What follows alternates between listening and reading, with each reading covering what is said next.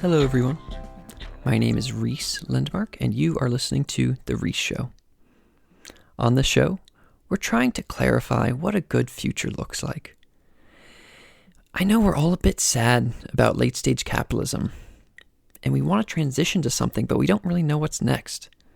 So, on the show, we interview experts about what is emerging, this beautiful future vision that we can all lean into. I hope it gives you a sense of purpose and clarity about the future. If you like the show, feel free to do something about it. You can leave us a 5-star review. You can tell your friends. You can name your first child Reese. Whatever makes you happy. And if you really dig it, we have an online school called Root, where we help folks understand these root level systems to find our route forward. We have cohorts of world-class systems thinkers that run every couple of months.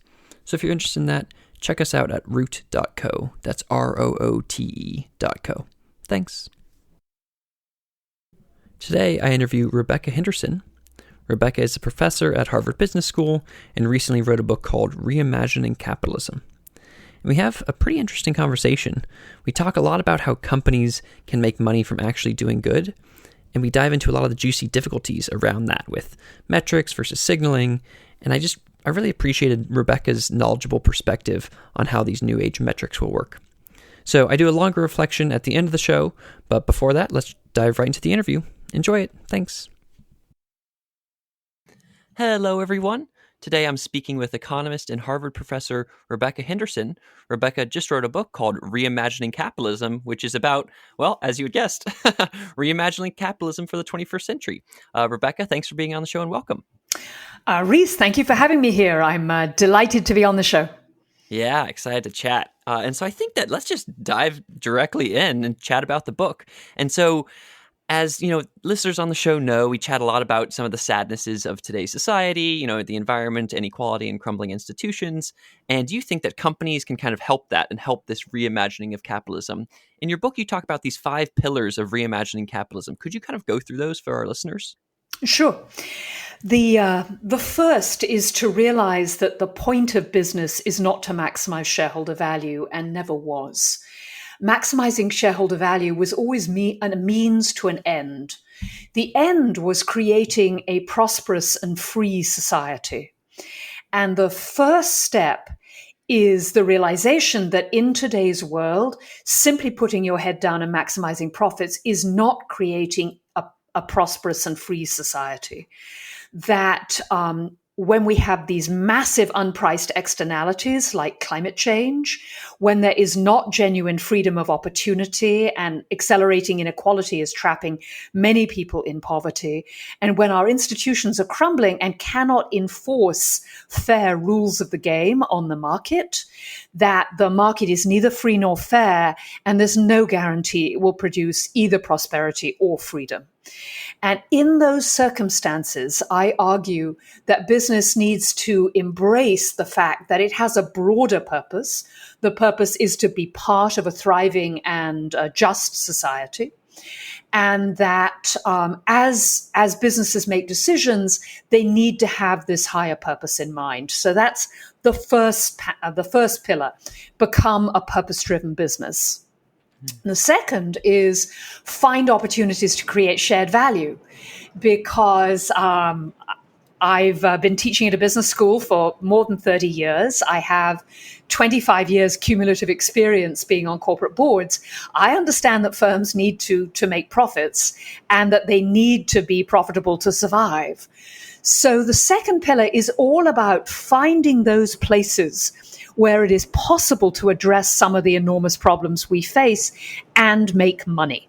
And I call that creating shared value in the book after the phrase my colleague Michael Porter invented, but we could call it do good and do well, or whatever you prefer. The good news is the fact that our society is changing so quickly is beginning to generate billion-dollar opportunities to do this at scale. We're seeing increasing pressure from consumers and employees to do the right thing. We're seeing the technology shift in a way that opens up opportunities to completely transform industries. It's no coincidence that Tesla's now the world's most valuable automotive company. The whole automotive industry is shifting. The power industry is shifting. Food is shifting. Construction, agriculture, major shifts as we begin to wake up to the reality that we need to do things differently. And so for me, creating shared value is looking for those opportunities at the leading edge and moving into them, being part of the economy that I think, God, I'm going to use the phrase, is struggling to be born, but I do think that's right. So create shared value. Make sure that making a difference in the world is at the heart of your business model. Then the third follows the realization that, oh my goodness, I mean, I might be able to do something as a firm, even a firm as big as Walmart, which has a massive investment in addressing climate change, all of it money-making, and is committed to paying more to its people, all for good reasons, because that improves productivity and customer service. Even a firm as large as Walmart, if they genuinely embrace purpose, is not going to change the world. Clearly, no single firm can do that. And I at least believe that the answer to our problems is not a bunch of firms running around doing good, although I think that's important and can make a big difference. I think, and we can talk more about why I think those leading edge firms are so important. But most firms who go down that route realize that, whoa, if I'm going to be able to solve these problems, I need to do more. And I need to cooperate with other firms like me. So the third pillar is all about voluntary self-regulation. So I need to stop deforestation in my supply chain. Consumers hate it. It's putting the viability of the whole industry at risk. My brand is under threat. I need to buy deforestation-free beef or soy or palm oil. But I can't afford to do that alone, because if my competitors don't make the same choice, they will have significantly lower costs than I do. Can I persuade everyone else in my industry to do the same thing? Can we agree that all of us will take the high road so none of us will be at a disadvantage? And that's super interesting and exciting as a means to attack this problem. We can talk later perhaps about the fact that it's global, that self-regulation means that firms can put in place the kinds of metrics and milestones that are really appropriate to the business. So in some ways, it's really exciting. The only problem is that it too is not enough to get us where we need to go. I mean, 4 years ago, I thought voluntary self-regulation would be the answer to problems like climate change and deforestation, and now it's clear it's not, and clearly never was in the case of problems like inequality. The problem is you can pull all these firms together and they can say the right things and we can get very excited, but there'll always be a few firms who are tempted to defect. Technically, we've got a massive collective goods problem. We say we're going to solve it. We see the business case, but, I have to generate the returns for this quarter. So a lot of self-regulation is not stable. So the question is, where do we turn for enforcers? Where do we find the constituencies that will force business to do the right thing? Two possibilities. The first is investors. So the fourth pillar is to rewire finance. And this is clearly an enormous topic. I focus on two issues in particular. One is the potential role of ESG metrics in enabling firms to communicate to their investors that investing in the longer term and in these kinds of social and environmental problems can be a route to profitability. And the second is whether investors themselves can be persuaded to cooperate. I argue that the financial sector as a whole has a compelling business interest in solving problems like climate change and inequality and institutional degradation, and might be sufficiently concentrated that it might actually act on that compelling interest, which is, and I can never make up my mind whether that's a great idea or just really, really creepy. Because the idea that, 12 investors own basically all the financial assets or a huge fraction of financial assets, is that good news or bad news? I'm not sure. So finance, in my good moments, I think finance will take us a long way. I think that it might really move the needle on climate change. Whether it will address inequality and institutional degradation, much less sure. So where's the other place we can turn? Well, the other place we can turn is government. Why don't we have a democratically elected, transparent, accountable, capable government that can frame the rules of the game such that business doesn't have to worry about doing good? There are regulations in place to manage climate emissions. We could, one of the frustrating things about doing what I do is if we'd put in place sensible climate regulation 15 years ago, a low price for carbon, and gradually escalated it over time, we would be close to done. I mean, it's just so heartbreaking that sensible policy could make so much difference in this space. But government is also, of course, incredibly important if we're going to address issues like inequality of opportunity and improvements in education and healthcare that will let everyone compete on a level playing field. So the last pillar is all about business rediscovering democracy. Lobbying to get money out of politics, acknowledging that a healthy society rests on three foundations: free market, free politics, strong civil society. All the evidence we have suggests that you need all three. So that's the book. That's how business changes the world. Yeah, thank you for that overview. I think, and I've, as a person who has read the book, I think that's a great overview. And I think you did a good job in this vocal processing of describing how they all connect with each other. And I'm just going to reflect that for a second for our listeners. It's and I love this framing where it's like money is a means to an end and markets and companies are a means to an end. It's just like, we don't really care that companies exist. We care that they help us make a free and prosperous society. So thinking about that and then making sure that that is embedded in companies as purpose, that makes a lot of sense. And then as companies start to work towards that purpose, you can think of the shared value that they're creating and thinking about, okay, instead of just like being extractive companies or what have you, instead create these beautiful notions of shared value where the value you're creating is actually solving customer needs instead of just like, forcing them to buy more things or whatever. And then those two things are great, but you also need to have the kind of companies cooperating with each other, doing the self-regulatory organization things. And those are great when they work, but there's also some free rider issues that can happen. And so then you can kind of move up to the meta level and say, okay, how can we try to rewire rewire finance by saying, hey, let's actually start to track, if a company is free riding in a bad way. Well, if we have an ESG metric that tracks not just profit, but also some of these triple bottom line things, then maybe you can be kind of incentivized to do good things. And then finally, as you note here, even though this is a book about kind of how companies can do good, you also say that governments can be a great part of it as well. So I think that I like that framing, and it kind of like zooms out in levels of scale there, which I like.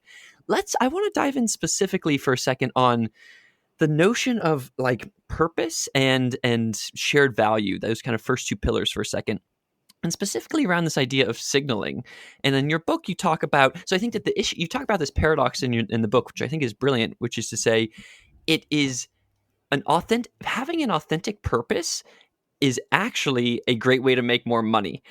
And so how should we think about that? Because then it feels inauthentic, or something like greenwashing can feel inauthentic. So how do you think about signaling within these new worlds of like social metrics?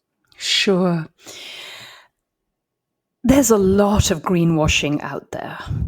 As employees and customers start to care more about these kinds of issues, the temptation to issue a press release, give a bunch of money to the right NGO, do something shiny that distracts attention gets quite strong. I mean, I think we saw that in the response to the rejuvenation of the Black Lives Matter movement.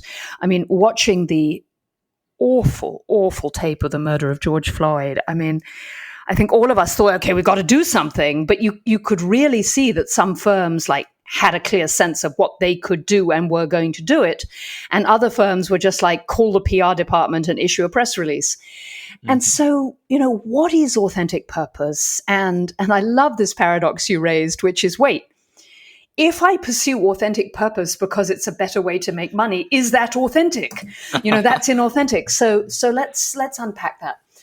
How can you tell whether a firm is authentically purpose-driven? The signal thing to look for is whether it's expensive. Authentically purpose-driven firms routinely give up profits in the service of the purpose. So the classic story is Nordstrom, a very, very purpose-driven firm. An employee at Nordstrom once accepted the return of snow tires, even though Nordstrom doesn't sell snow tires. And in many organizations, that particular employee would be taken out the back and shot, metaphorically speaking. But at Nordstrom, they were like, whoa, that's fantastic. You went the extra mile. You were really serving customers. You're amazing. And so that's a classic example. Another one would be Mark Bertolini, who was the CEO of Aetna, a health insurance company. He learned that about 10% of his workforce was making only minimum wage, and was having, and he learned this by accident, which is wild, was really having a hard time making ends meet, that many of his employees were working 2 jobs, that their kids were on food stamps. And he came back from that experience. He said, we're raising the wages. I don't care. We're taking them up to $18, $20 an hour. We're giving them a living wage. And he had a huge fight with the people in his organization who said, well, no, we're paying the prevailing wage. We leave money on the table if we pay more than we need to. He said, I do not care. You will pay the prevailing wage. You will pay a living wage. And that's authenticity to me. Now, this question about, well, does it make you money? Genuine authenticity, and we know this now from hundreds of careful study in psychology and behavioral economics and so on, having a genuinely authentic purpose puts in place a number of mechanisms that make the firm significantly more creative, more innovative, and more productive. We know from recent research, actually, we've known this for 20 years, that in every industry, the best managed firms are more than twice as productive as the least. And that's after you control for the quality of the capital and the education that your employees have. I spent 20 years in windowless conference rooms trying to make this result go away because economists hated it so much. But no, it's really there. And it turns out that some firms are much better managed. And what do they have? They have very strong levels of trust, very strong levels of communication. People focus on the good of the organization rather than on themselves. And people who have a sense of meaning, who believe that their work is intrinsically worthwhile, are going to work, and we know this, significantly harder than those who are working for a paycheck. People who believe that their co-workers share common values and are united in pursuit of a common goal, you're going to see much higher levels of trust and much higher levels of commitment. And so what you see when you're authentically purpose-driven is a cascade of mutually reinforcing effects that make the firm more productive, creative, and more innovative. Now, that doesn't necessarily make it more profitable. And indeed, the literature on this is super mixed. We know that in general, firms with high ESG performance, for example, don't perform less well than firms with low. We know that firms with high purpose and a clear, common, widely shared sense of strategy outperform their competitors.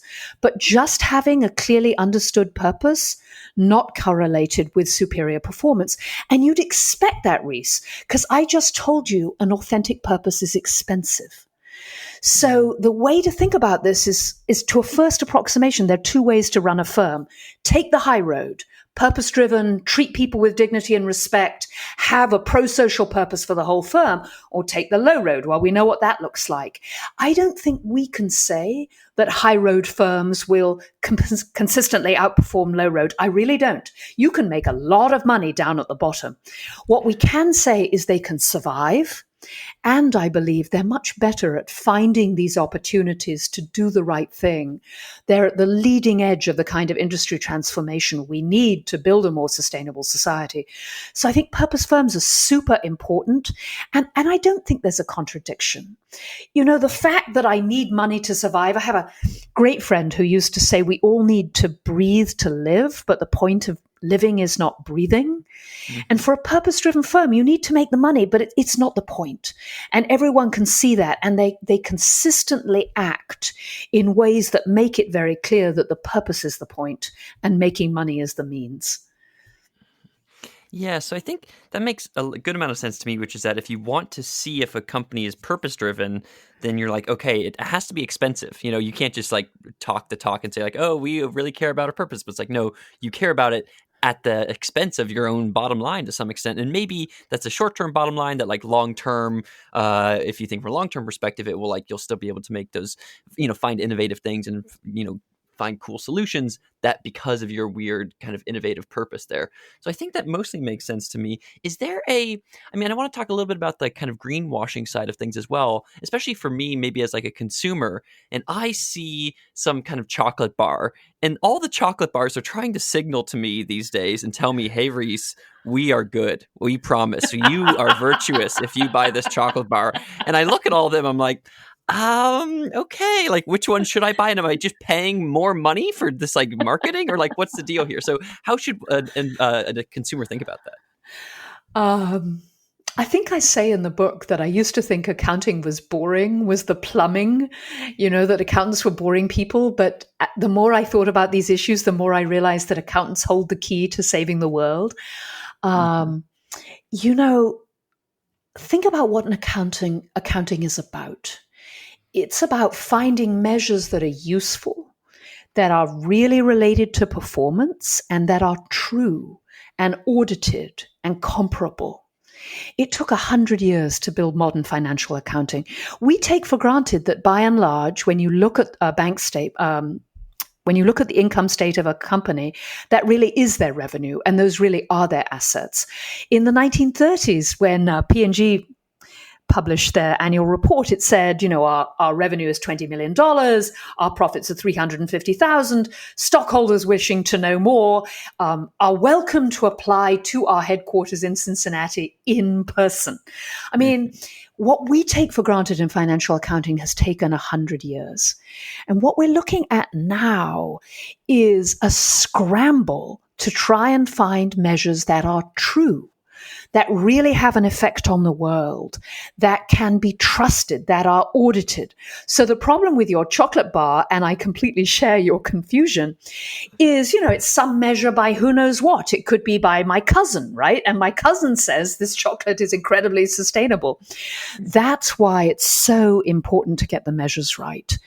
Sometimes people say to me, don't we just need a cultural shift or an ethical shift? And I say, that's incredibly important. Absolutely. We need to become purpose-driven. Our whole society needs to start thinking about the long term and the community in a different way. But trust, but verify. We need measures that are audited, that are replicable, that people can trust. And the investors are a great place to start on that.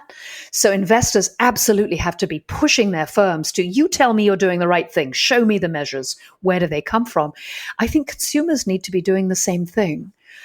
We need to find a way to settle on a few measures that are widely trusted, carefully audited, that really make the difference. And I'm hopeful, Reese, that the web will help us get there, that there's enough communication about what's junk and what isn't, that we'll be able fairly soon to know what are the measures to trust and which are not. Mm-hmm. Yeah, I think that would, obviously that would be my hope too. If I looked at one chocolate bar versus another, I say, okay, if I want to be a good boy today, I'll buy this one. If I want to be a bad person, I'll do the cheap one or whatever. That would be lovely. It reminds me also of kind of your thoughts on rewiring finance and how the ESG side of things, the environmental sustainability and governance piece. And I think that there are, or actually, does the S stand for stakeholders, or does it stand for, what does the ESG stand for again? It stands for social, environmental, Social. social, and government. Thank you. Okay, I don't think it's great. So the ESG is funny because it is. I mean, it's pretty new, all things considered, and I really liked in your book how you highlighted the Sustainability Accounting Standards Board, and they are the kind of what I see, and correct me if I'm wrong, the like standards body for setting some of these new metrics that you're talking about. The thing that I'm worried about though is that like profit's just like a simple kind of number, and the SASB, the Sustainability Accounting Standards Board, they have 77 different industries with all these different metrics, and so how are we gonna like? It's better for us to expand our dimensional space from one dimension up to like n dimensions, but I'm worried about like all these 77 different industries with metrics for each. So how do you see us getting to a rewiring of finance that is clear to consumers as well? So clear to consumers is tough, right? And I think we're going to have product level standards, industry level standards for consumers, but let's focus on investors for a moment. Great, yeah. The early ESG metrics were basically junk. They have a good ESG metric has to be relevant to the performance of the company, right? Because companies have to make money. Investors want their companies to make money. So it has to be measures of something that's really going to affect the performance of the company going long term. So, for a university, carbon emissions, are they really relevant to how well the university performs? Not so much. Do you care about the quality of the faculty and whether they're well trained and whether they turn over? Absolutely, you do. So I think we're sort of stuck with the fact that when you move beyond financial metrics, you have to look at things that really get at the nature of the business. I think that's the nature of the problem. If I'm going to say, well, what is a car company that's really doing the right thing and investing in the future, and what kinds of investments should they make? That's going to look very different from, say, a catering company or a hospital. So it's not surprising we have different metrics for different kinds of businesses. What's exciting about SASB is they're really trying to put in the time to make sure these are the right metrics, that they're really correlated both with doing good in the world and with profits, and that they are measured properly and that you can trust them. So for sure, it's not easy, but it's not rocket science, Reese. I mean, if you look at the SASB metrics for an industry, there are 10 or 15 and they're reasonable. It's not such a big deal to measure them. And investors are smart. They know that what drives profitability in airlines is different from what drives profitability in retail, say. And so this is just one more piece of information to think about how well the firm is going to do and whether they're doing the right thing. Mm-hmm. Yeah, and I also like what you said there. It's like, to some extent, the consumer piece matters, but I think so much of what matters, especially from a rewiring finance perspective, is the legibility to investors. So I really like that framing too. Absolutely. Notice that when I talked about the 5 pillars, I didn't actually mention consumers.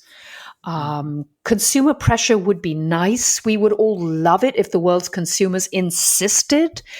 But mostly the pressure comes from employees, not from consumers. You make the consumption decision so quickly, unless it's a car or a house, that you're not really going to invest the necessary time to find out if this is the right chocolate bar. But for an employee, I mean, the students at HBS, at least, are investing very heavily in, is this firm for real? Are they really making a difference? Can I trust them? Employees are a much more useful source of pressure, I think. Mm-hmm. Yeah, that makes sense. And we've seen that to some extent with the big tech companies as well, and like the employees exerting pressure on the companies as well. So I think I would like to chat for a second about this. You start to mention it with this trust but verify thing, and thinking about self-regulatory organizations and the ability for companies to get in these situations where they actually want to do good, but and they're actually going to do it of their own volition. I think there's this story in my head and in many people's head that like companies are just purely profit maximizing, and that they're not going to, if you're trying to get child labor out of their supply chain, they're just not going to do it. So tell me about what makes you optimistic about this cooperation piece. It starts with shared value. So take a firm like Nike. They get completely attacked because they're using child labor in their supply chain, and they decide to fix it. Not because they're good people. I mean, maybe they're good people, but the reason they want to fix it is because every Nike store in the country is being besieged by screaming people. They're in the press all the time. Employees are saying, what, we work for an evil corporation. I mean, they have a very clear business model as to why they want to get child labor out of the supply chain. And so they try. And they discover it's really, really hard.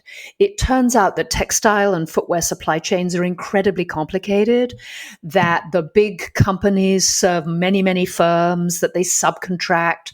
So you go to your supplier and say, I want you to take child labor out of the chain. And they go, yeah, sure, boss. But actually doing it, super hard. So Nike tries for a while and decides it just can't be done.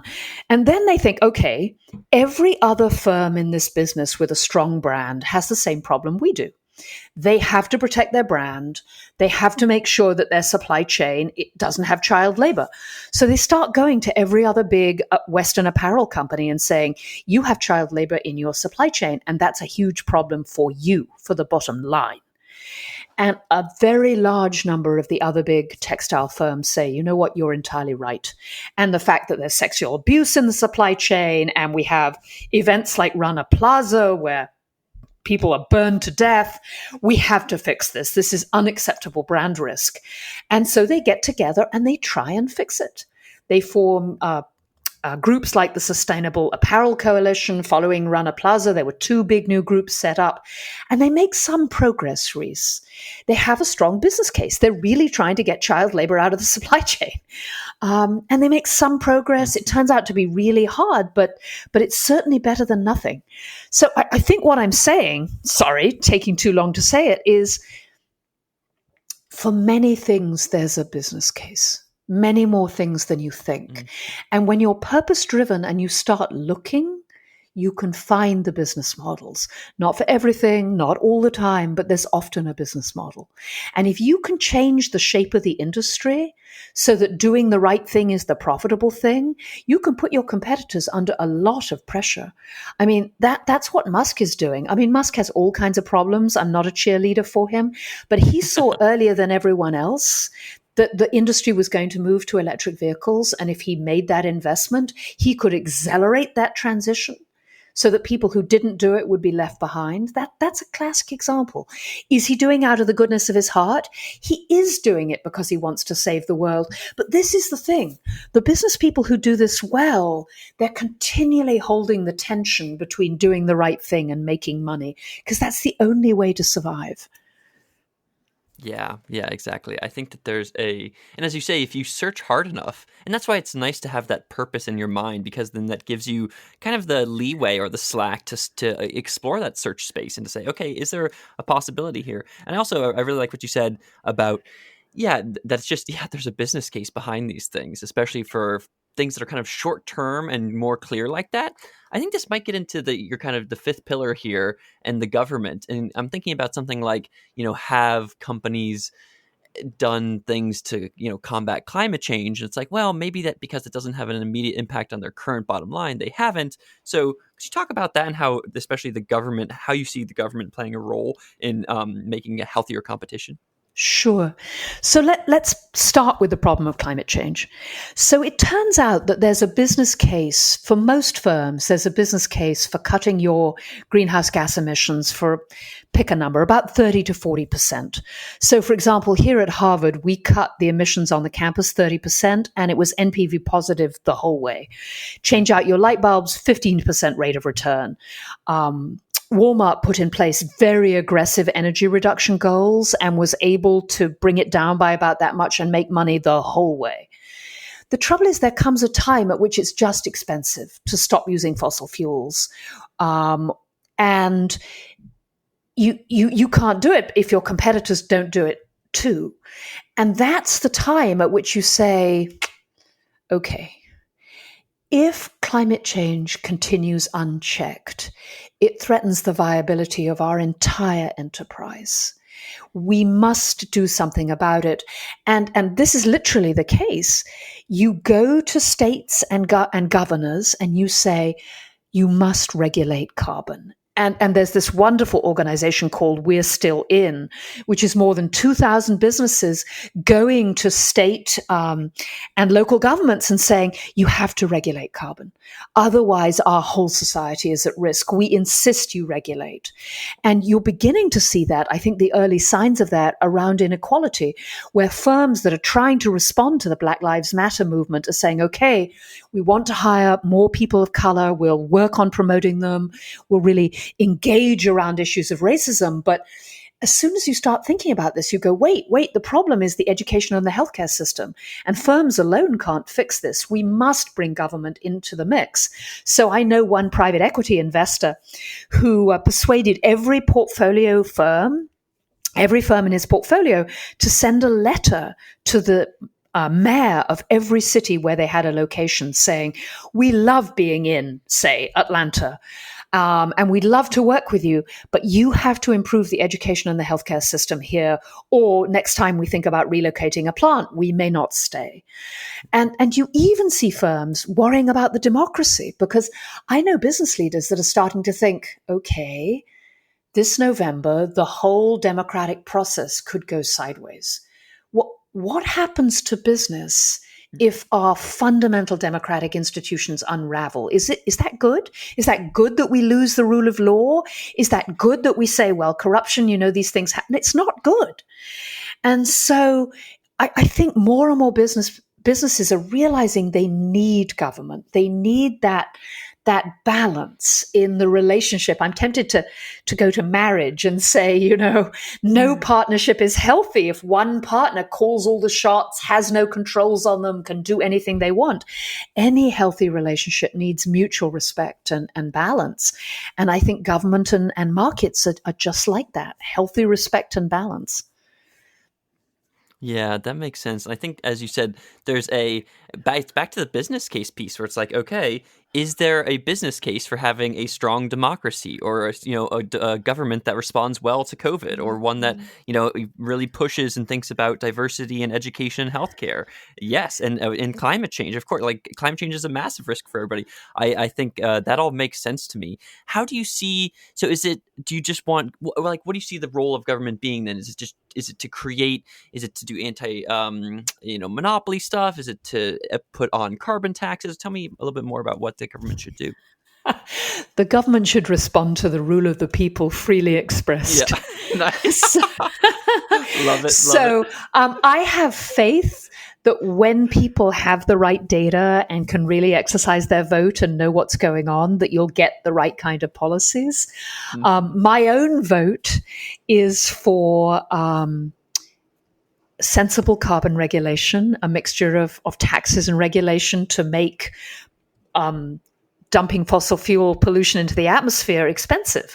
I mean, that kind of regulation would dramatically accelerate the innovation that will drive us to a carbon-free economy. I'd be a big fan of education and health systems that are strong and available to every citizen.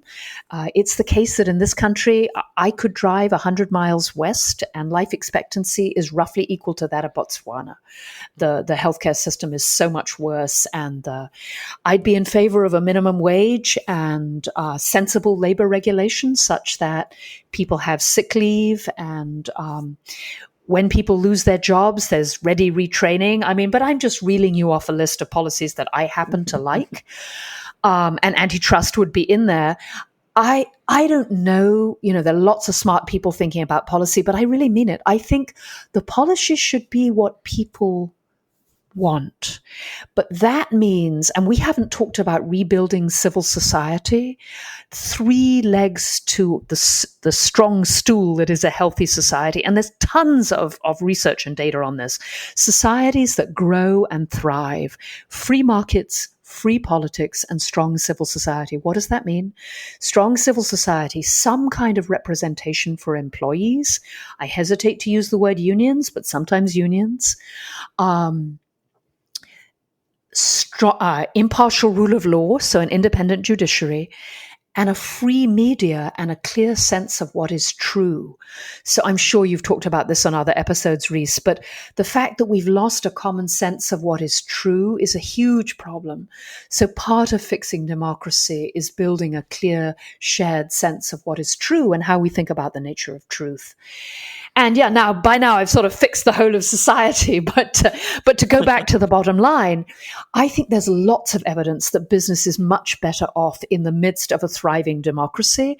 I think that democracy right now, if it was more healthy, would impose carbon regulation and higher taxes and invest more in education and healthcare.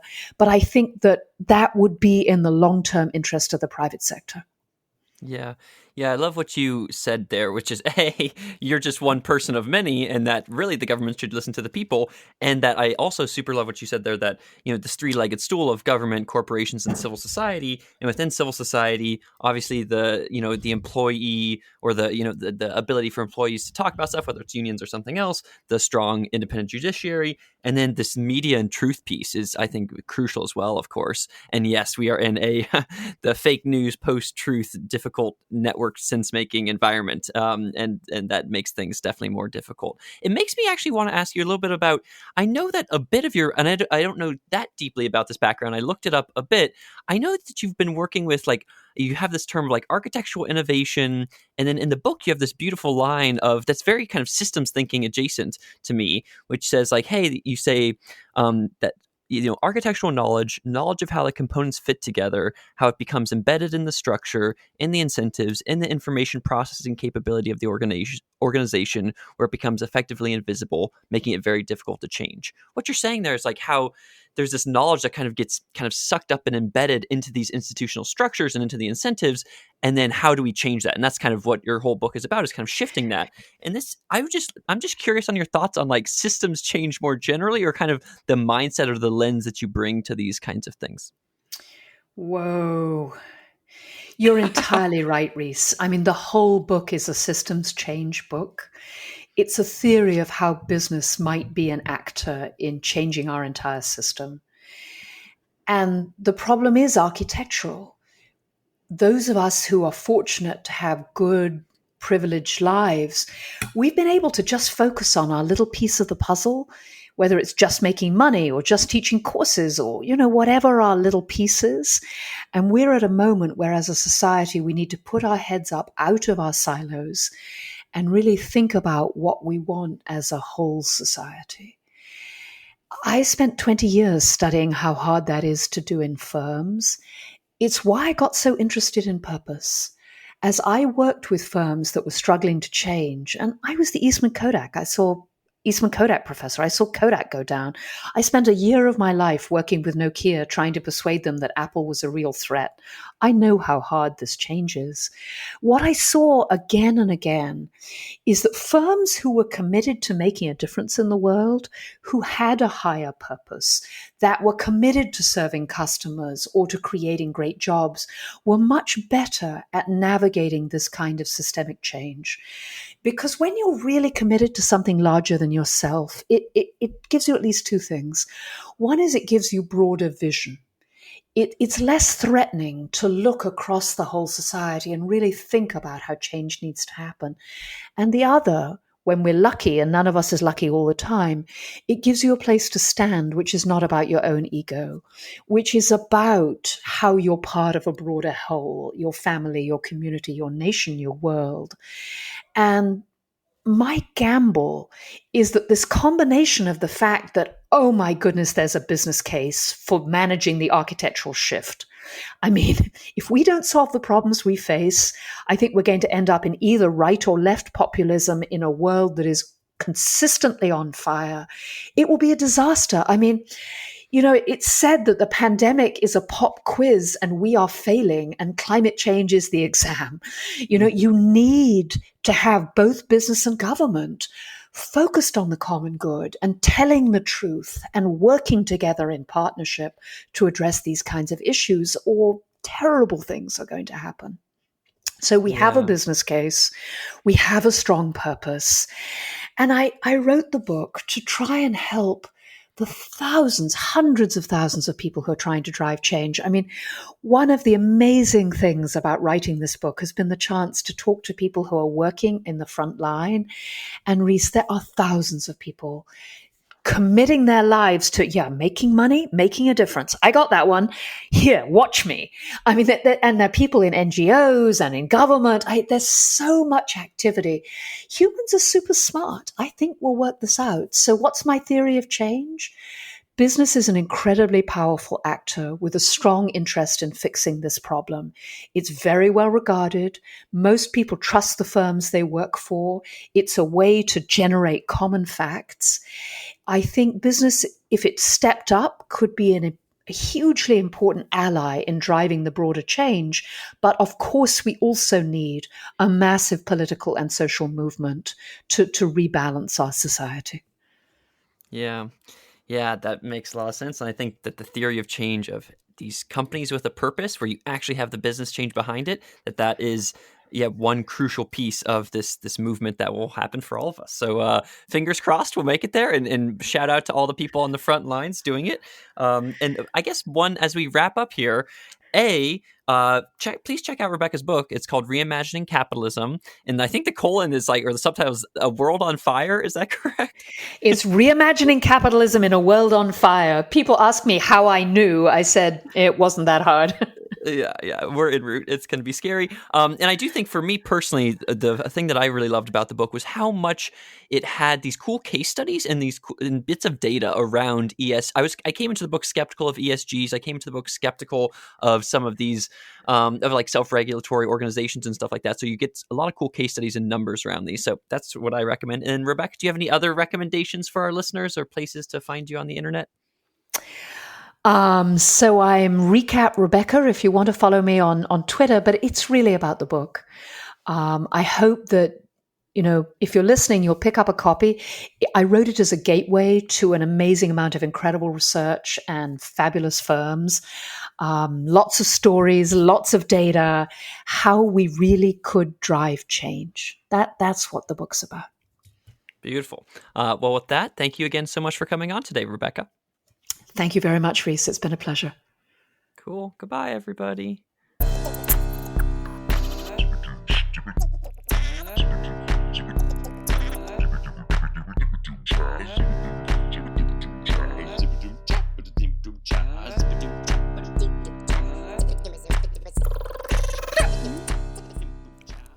At the end of a show, I do these personal reflections on what I thought of the interview.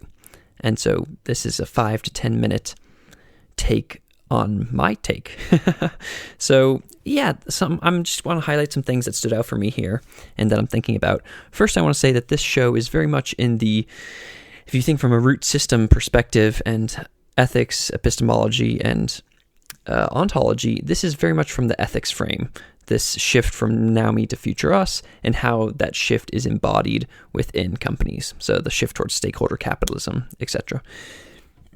And it's mostly about that, the ethics frame, but it's also a little bit about the epistemology and coherent pluralism frame, because that's all about how signals map onto reality and the difference between those two, the difference that often comes up. And so that happens a lot when we talk about metric-based signaling and are you actually doing good or are you just saying you're doing good? So that's how I kind of frame this conversation in my mind. And I want to highlight a couple big things. The first is, I think Rebecca does a good job of highlighting that, in the end, we're just trying to meet human needs and, what she calls shared value, or what, from a Bentoist perspective, you would say, you're meeting a now me need or some kind of future us or future me or now us need, and then you're getting paid for meeting that need.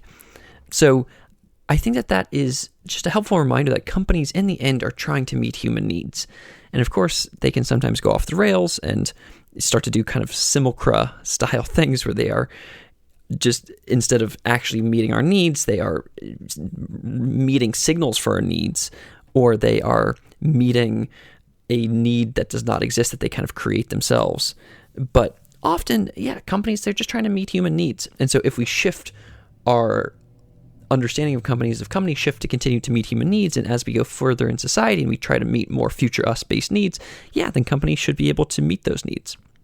So this is just the idea that doing the right thing can be profitable. And there are a lot of business models that make sense with that. I just, a couple quick examples here. As Rebecca noted in the interview, Harvard, gets a 30 or 40% return for doing a lot of their environmental work that they initially did of just use LEDs. It'll just be cheaper. Walmart increased their energy efficiency by 13% and saved $250 million per year doing it. JetBlue, I like this example. These are all from Rebecca's book. They said their water tanks were always full. And whenever they got to the end, people weren't using water, but they were required to have them be, full. And they changed just a rule at JetBlue, say, they only need to be a 3/4 full. And that saved them a bunch of money. I have written here $1 trillion, which is almost certainly wrong, maybe closer to $1 billion or $1 million. And 2,700 tons of CO2 per flight, maybe per year. I think probably per year. So that's just another cool example. There's also, this is very connected to, okay, if you're doing the right thing is profitable, this gets into this idea of the universal investor, which Rebecca mentions in the interview but doesn't go deep into. And I thought it was a cool perspective. There are these investors that own so much money that they have to own lots of everything. So these are the BlackRocks and Fidelities and people like that. And her example in the book is this the Japan Pension Fund. They own 1% of all equities in the world. And so they're a universal investor. And so when you own 1% of all the equities in the world, you don't care about picking winners as much as you don't want everything to lose. And so this is when something like climate change or inequity or civil unrest or bad democracy, those things all make everything go down. And so that is not what you want as a universal investor. And I think that is, just that key alignment of so many businesses, and a simple way to put this is just businesses, if there's no humanity, there's no profit to be had. And so that's obviously an extreme example, but the small examples of it are true as well, which is, oh boy, if you have if you have intense climate change or an unequal and undereducated workforce, those things are just bad for business. They make things more risky. You have less, good folks to choose from, to be employees, etc. So I think it is, and Rebecca talks about the examples of companies petitioning for more education or more things from government or climate change, solutions that will actually just help them because it's good for their bottom line. So I think that frame is very helpful. Just, hey, it is possible for companies to meet human needs. If you provide me with food, yes, that's amazing. I'm going to pay you for that. And we can start to do it in this, future way, which is, if you meet a need of providing a more sustainable civilization, great, you should be paid for that as well. And the issue often comes up with just signaling, right? That you have this underlying reality that gets mistaken for the signal, aka if you have the underlying reality of, okay, you're trying to make things that are good for the environment, and then your signal on top is some kind of greenwashing thing where you're like, oh, this is totally good, but is it actually good for the environment? How do we know? How do we couple those symbols or those signals of that to the actual reality? And I think that Rebecca has a good point here of just, hey, you have to have these very, very strong metrics. And that's why she's, bullish on accountants, essentially, and accounting. And I also think that, I don't know, I wish there was a term for this. We have terms like greenwashing or virtue signaling, but is there a term for when the thing you're optimizing for is accurately, is the thing you're optimizing for, the reality that you're trying to optimize for, is captured by the signals? I know that there's stuff like Goodhart's law, which says that a metric ceases to become a good metric over time. And I know that there are things like greenwashing and virtue signaling, which are similar. And I know that there's stuff like effective altruism, which is all about trying to make sure that the impact is still actually happening. But I just wish there was a term for like tightly coupled symbols to reality. Yeah. The other thing, so signaling is an issue with, meeting human needs. And the other thing that can be an issue is just, these metrics getting started up. But the thing that, again, I like to remind folks of is, and I think there are a lot of folks that are skeptical of ESG metrics, But a reminder that ESG metrics started really recently. Even divestment as a thing only started in 1970 with apartheid. And that's when you got some of these people that, what's it called? When you, exclusionary funds, where you don't invest in tobacco or you don't invest in oil or what have you. And yeah, so it's just recent. That's the main claim here, is that divestment started in 1970. The triple bottom line was only coined in 1998. That means 3 Ps, profit, but in addition to profit, people and the planet. This beautiful thing called the SASB, I think it's like the SASB, sustainability. Let me actually Google it. It is Sustainability Accounting Standards Board. That thing is the main ESG metrics organization, and they were started in 2011, and their first standards just came out in 2018.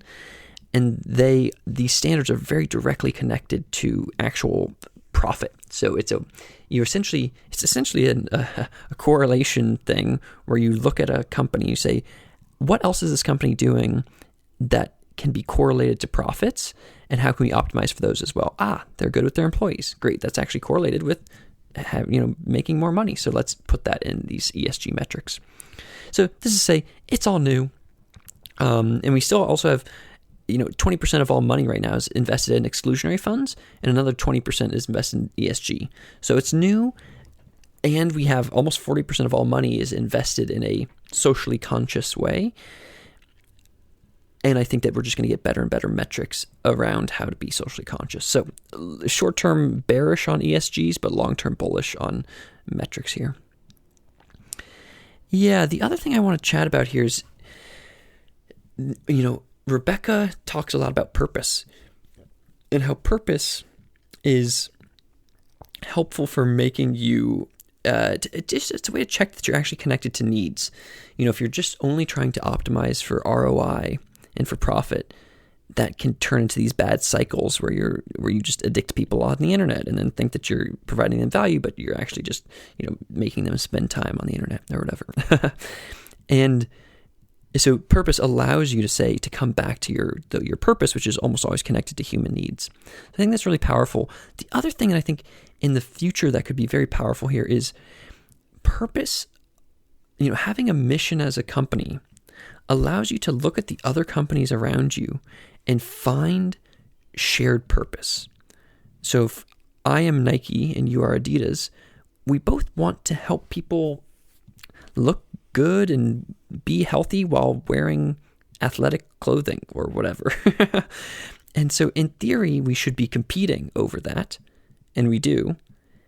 But I think in the future, what we'll see is purposes becoming shared in this really powerful way, where people are aligning around shared purpose, and that you then co-evolve instead of competing around that. So this is to say, in the short term, purpose is crucial because it is connected. It allows people to connect. It allows companies to connect back to their own needs, back to human needs, instead of getting in these ROI, simulacra, signals on signals, Goodhart's law loops. And purpose will be great in the future because it will allow people to connect over shared outcomes as well. The final thing I want to say here is, I think that if you think about Rebecca's book, she talks about 5 crucial components of reimagining capitalism. The first one is shared value, which is, in my opinion, thinking of it from the bento frame is very helpful, where you say, okay, sweet, we are a company that's trying to provide value for folks. It needs to be valuable for the company, the now me of the company's profit, but also needs to be valuable for the individuals you're providing it for. It actually should be meeting their needs instead of meeting some signal of their needs.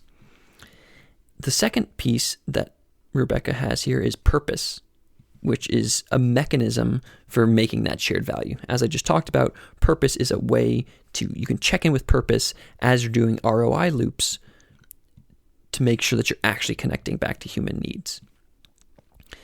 Her final 3 pieces here are just Lessig's dot, which is really nice. So Lawrence Lessig's pathetic dot is a way to understand how, the forces that shape us in society, and the for her first, so in Lessig's Dot, her first, and with Rebecca, her first piece here of these final three is SR, the self-regulatory piece, saying, hey, if you're a company, if you're Nike or Adidas, you want to be part of the Sustainable Apparel Coalition.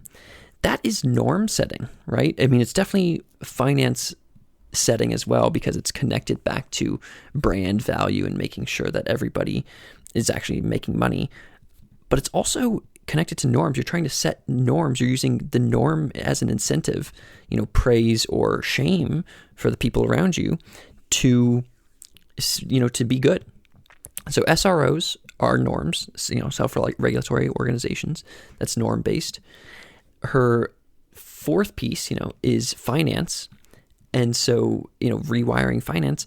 And that's obviously all about incentives. So if you can give people a monetary incentive, a new kind of monetary incentive that says, you have these new ESG metrics that are connected to ROI, or are, people do look at you and are actively investing money in these kinds of companies, then you are incentivized based off of making or losing money. So rewiring finance, her fourth piece, is the finance part of Lessig's Dot.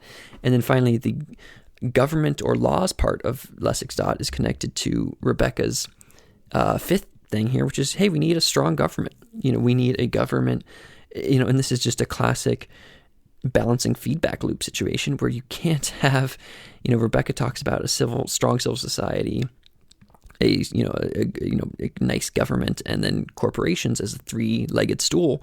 Yeah, you have to have that feedback loop. And if you have companies that are just too powerful, and if the government isn't able to protect our public goods, and if the civil society isn't able to protect what is true, then you get climate change and fake news and things like that. So yeah, I think that the government being able to set things like, whether it is various regulations or something like a carbon tax, is a way to incentivize people with laws as well. So this is to say, Rebecca's three pieces at the end, as the way to manifest shared value, her three mechanisms here are norms, money, and laws, which I think just maps pretty well into Lessig's Dot, and it also makes you think of, what about this fourth piece here, which is code?